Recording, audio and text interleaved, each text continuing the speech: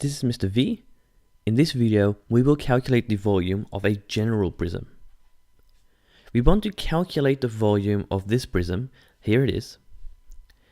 And we can see, well, we have this triangular base with a triangle right here.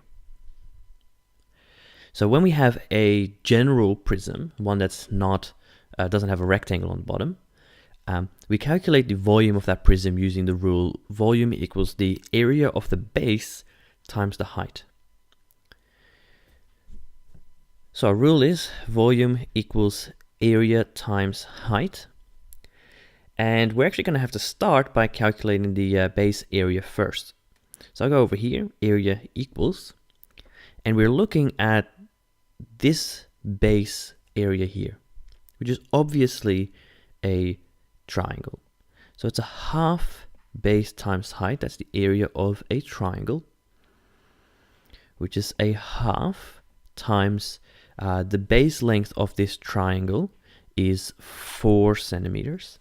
So times 4 times the height of the triangle part, so this part, which is 5.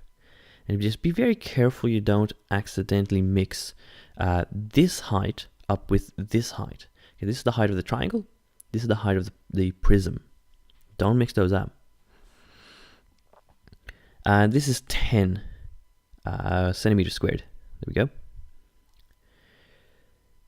This then gets substituted back into our rule. And so we're now going to have volume equals 10 times the height, which is 12.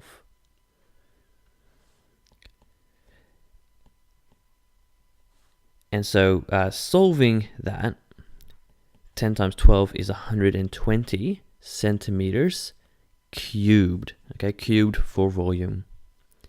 And that's the volume of the prism. Fantastic.